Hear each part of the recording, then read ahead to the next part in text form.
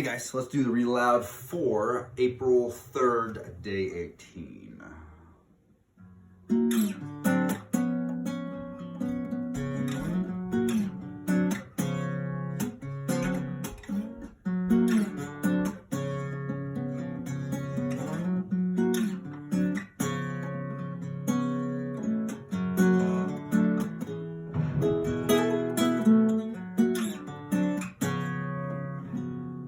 All right, let's go. Let's see, where were we?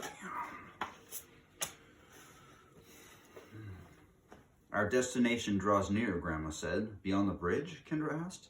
Down in the ravine. Grandma stopped, studying the foliage off to either side of the road.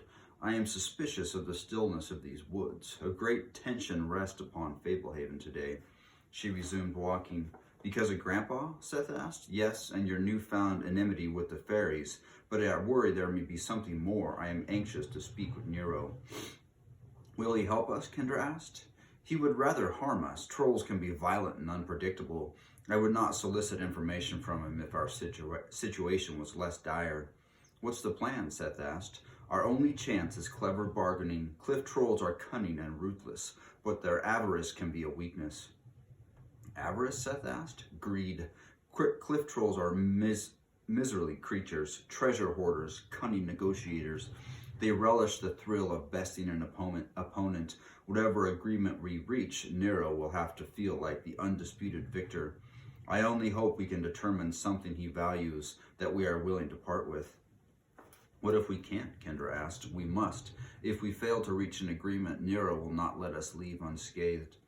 They arrived at the brink of the ravine. Kendra placed a hand against the bridge and leaned forward to look down. It was surprisingly deep. Tenacious vegetation clung to the steep walls.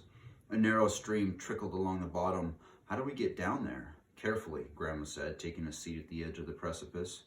Rolling over onto her stomach, she started backing down the slope, feet first, looking ridiculous in her robe and slippers. The incline was not completely vertical, but most of the descent was quite steep.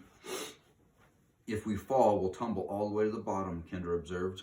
A sensible reason not to fall, Grandma agreed, moving carefully downward. Come along, it looks worse than it is. Just find solid handholds and take it one step at a time. Seth followed Grandma, and then Kendra started down, desperately hugging the side of the ravine, taking tentative steps, hunting blindly for the next place to rest her foot. But Grandma was right. Once she got going, the climb was less difficult than it appeared. There were many handholds, including scrawny bushes with well-anchored stems. After proceeding gingerly at first, she grew in confidence and increased the speed of her descent. When Kendra reached the bottom, Seth was squatting near a cluster of blossoms at the edge of a stream. Grandma saw us and stood nearby. Took you long enough, Seth said. I was being careful. I've never seen somebody move an inch per hour before.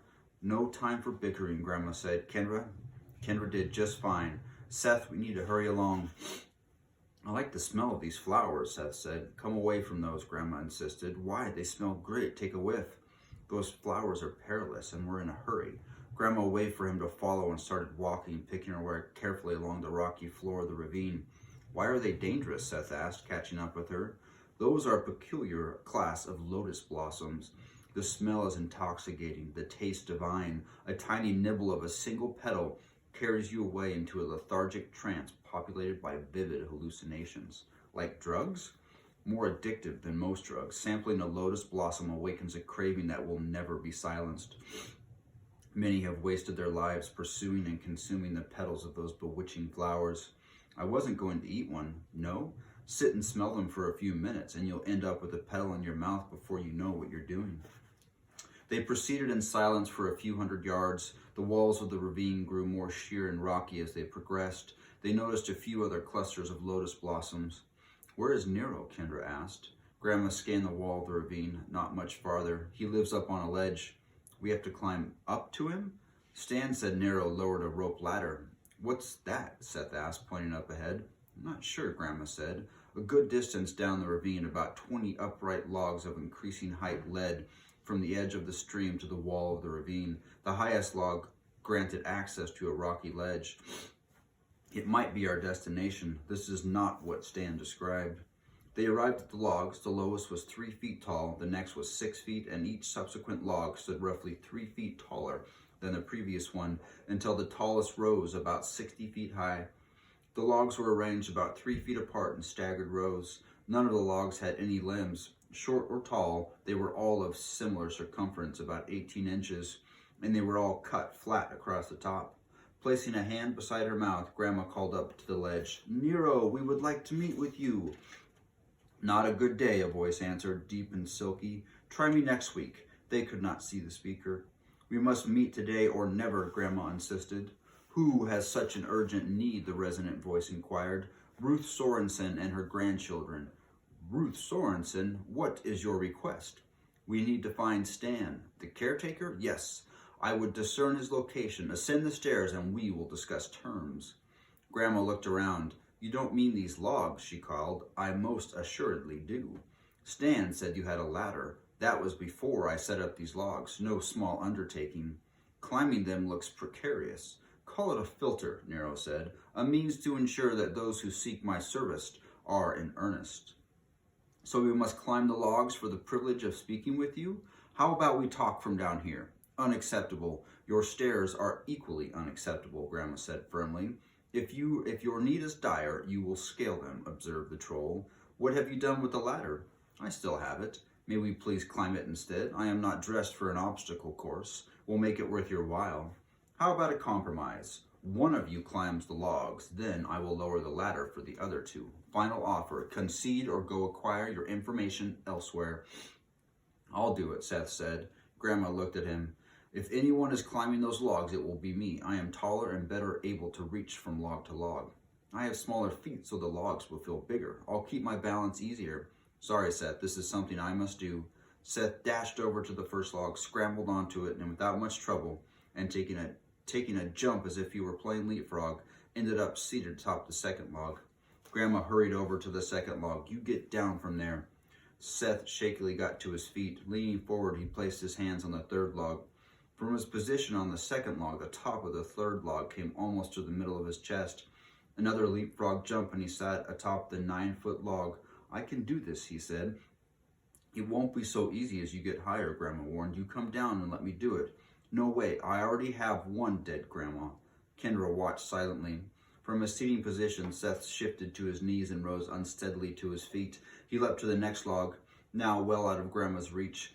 Kendra was quietly glad that Seth was climbing the log. She could not picture Grandma doing it successfully, especially dressed in a bathrobe and slippers. At the very least, think of the terrible places she could get splinters.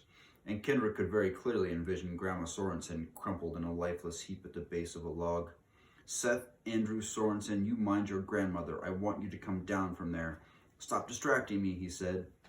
"It may seem like fun on these lower logs, but when you get higher—" "I climbed high stuff all the time," Seth insisted. "My friends and I climb up in the bars under the bleachers at high school. If we fell there, we'd die too." He rose to his feet. He seemed to be getting better at it. Seth landed on the next log, straddling it for a moment before getting to his knees. "Be careful," Grandma said. "Don't think about the height."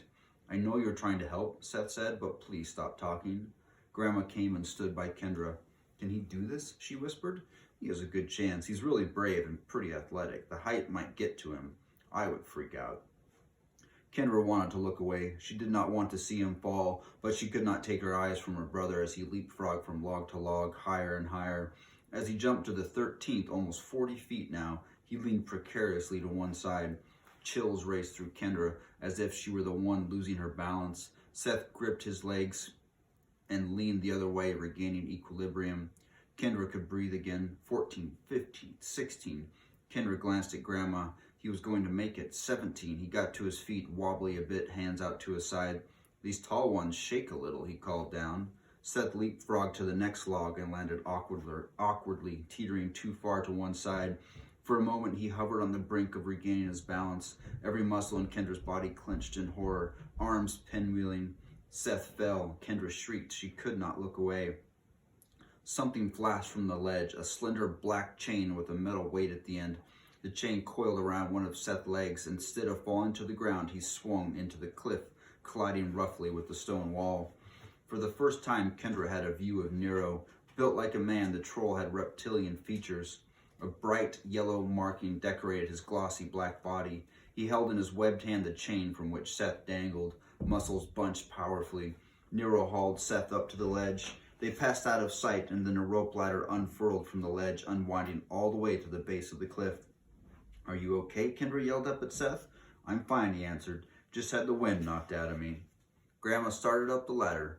Kendra followed, forcing herself to focus on grabbing the next rung, denying the impulse to look down. At length, she reached the ledge. She moved to the rear of the ledge, standing beside the low mouth of a dark cave from which wafted a cool draft. Okay, we'll read more after spring break.